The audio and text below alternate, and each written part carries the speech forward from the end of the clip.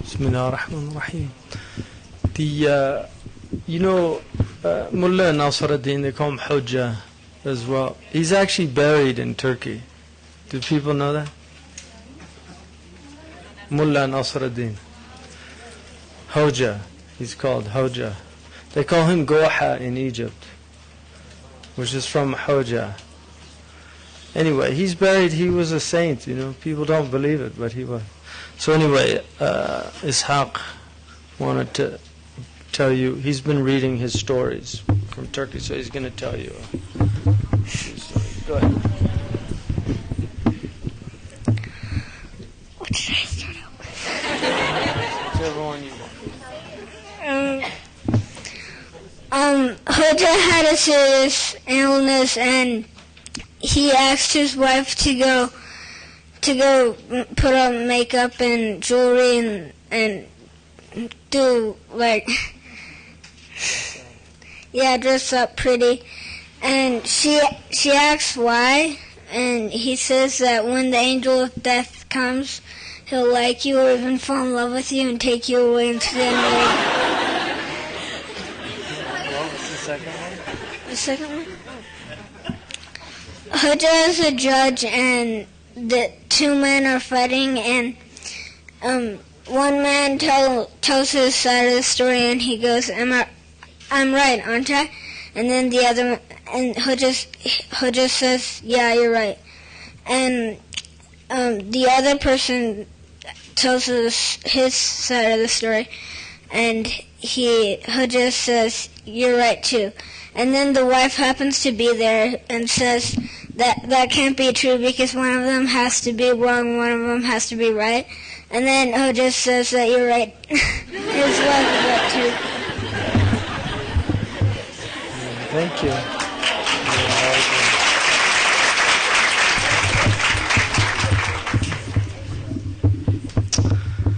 Bismillah ar-Rahman ar-Rahim. Now for the interpretation of those stories.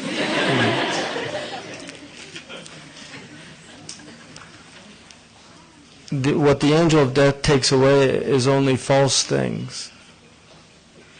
All the makeup that you wear, the personality that you put on, all the things that you do to make people think that you're other than you are. That's what the angel of death takes from you. And then reality emerges. And as for the second one, that's pretty much the human condition. Everybody is convinced that they're right. And the human judge is trapped in the world of opinions and positions. And the Prophet ﷺ said, رُبَّ أَحَدِكُمْ أَلْحَنَ مِنْ صَاحِبِهِ فَأَقْضِيَ لَهُ. Sometimes one of you is more eloquent than the one he's arguing against, and so I judge for him.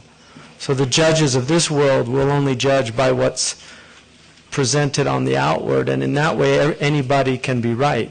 Anybody who has a forceful enough and a convincing enough argument can make you think that they're right, but the judge of the next world is not.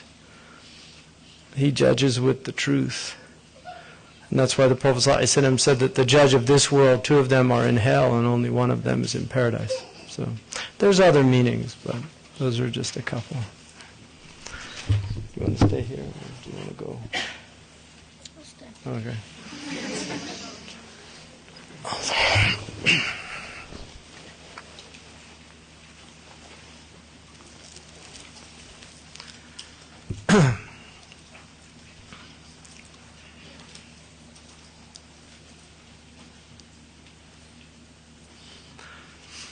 بسم الله الرحمن الرحيم.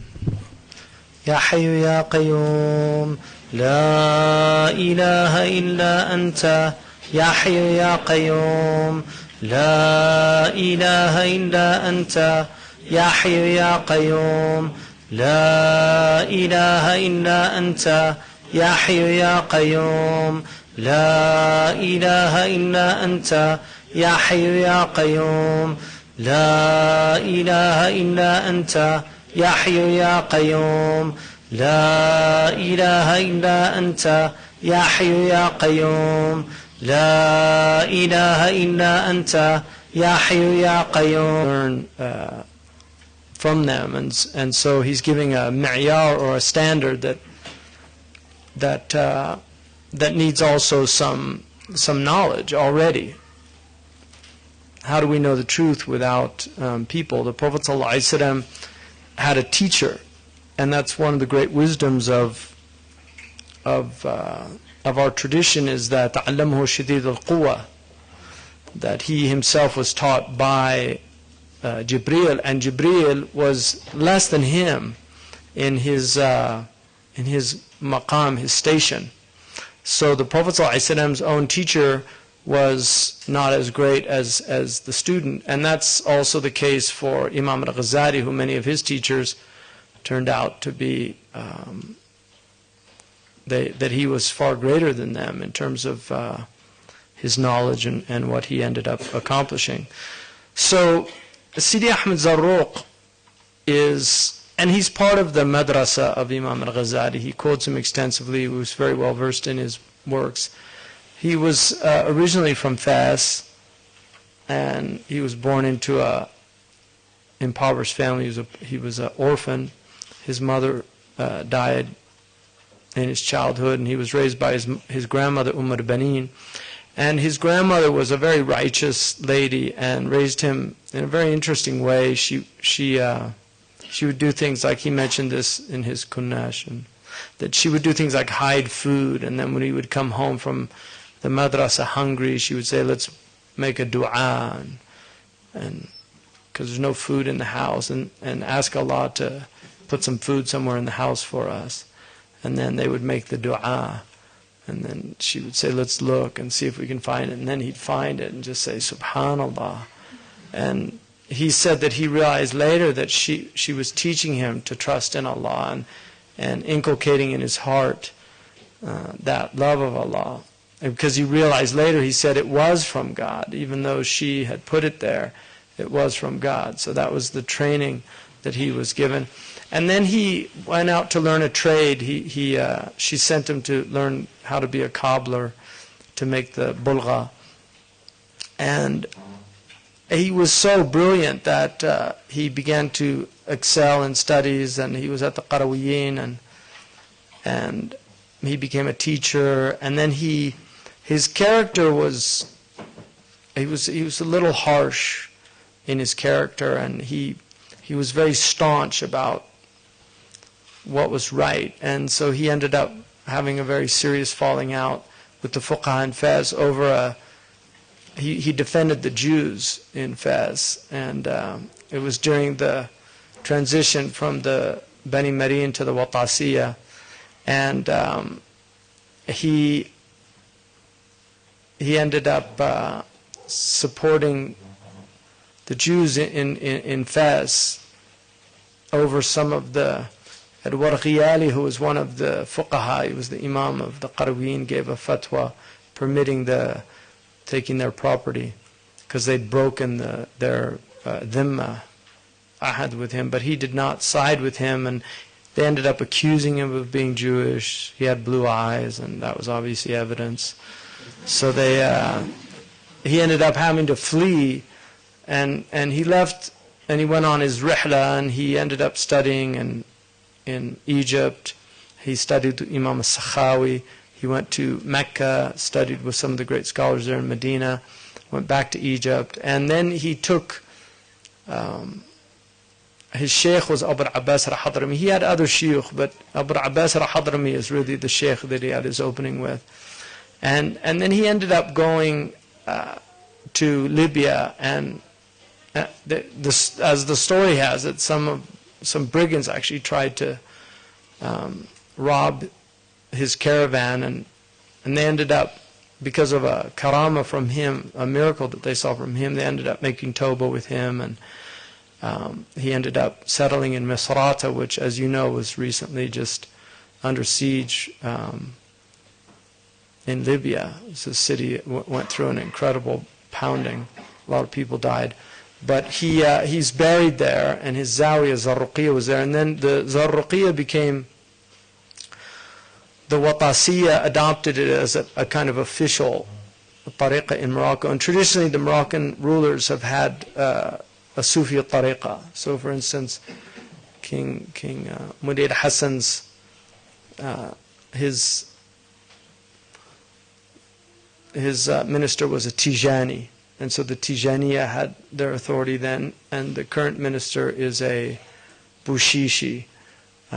And so the influence of tariqah has been very strong in Morocco historically. So what I want to talk a little bit about, because it's an important issue and it'll come up again and again in your lives as Muslims, is the problem of tasawwuf and the problem of turuq and just a lot of confusion surrounding this issue that people have. If we look at the Ihya, and if we look at Imam al-Ghazali, he is clearly arguing that the Sufis are the people of truth. I mean, he's making that argument. He's saying, I looked for the truth in everything. I looked for it in esotericism. I looked for it with the philosophers. I looked for it with the mutakallimun, the theologians. I looked for it in the pursuit of this outward knowledge. And he mastered each of these different areas. But he said, in the end, I realized it was the Sufis. Because I realized that the truth is really about experience. It's about dhawq. It's not about something rational. It's about something that transcends the rational. And that experience can only be obtained by purifying the heart. And he argues in the Ajaib al-Qalb that the heart is a mirror. And the heart needs polishing. Now the Prophet ﷺ said, كُلُّ شَيْءٍ يَصْدَى وَإِنَّمَا الْقَلْبُ يَصْدَى. Everything corrodes or oxidizes, including the heart. And the polishing of the heart is dhikrullah. So the Prophet ﷺ said that dhikr was a way to polish the heart. But why would he use that metaphor of saqala, of polishing the heart? Because we polish mirrors in order to get a reflection from them. Even the silver, and when people polish these things, it's to get a reflection. So what is it that the heart reflects? And this is what Imam al-Ghazali is concerned with. So he argues that the Sufi path is the superior path of knowledge. Now, historically, the Muslims understood Islam to be four things based on the Hadith in Gabriel. The first is this outward aspect of Islam, because Gabriel, in the famous Hadith in which طَلَعَ عَلَيْنَا رَجُلٌ شديد بياض الثياب شديد السواد الشعري, he came out ولا يرى عليه أثر السفر. So it's a hadith, it's famous Sahih hadith that Umar radiallahu anhu relates. Jibreel appears, he's wearing a very, very piercing white robe, he's got very black hair. There's no trace of traveling on him, even though he's a stranger in Medina, they didn't know who he was, he should have had the appearance of a traveler. And he sits down, فَأَسْنَدَ رُكْبَتَيْهِ إِلَى رُكْبَتَيْهِ, he puts his knees up against the Prophet's knees, وَوَضَعَ كَفَّيْهِ عَلَى فَخِذَيْهِ, and he puts his hands on either his thighs or the Prophet's thighs. There's two different opinions on that. Probably on his own, they say it's hay'atul talib, the way a student sits. And then he says, أخبرني عن الإسلام, tell me about Islam. And the Prophet ﷺ says, he tells him that Islam is to testify that there's no God but Allah. He gives him the 5 pillars, and then he says, صدقت فعجبنا له يسأله ويصدقه. We were amazed. He asks him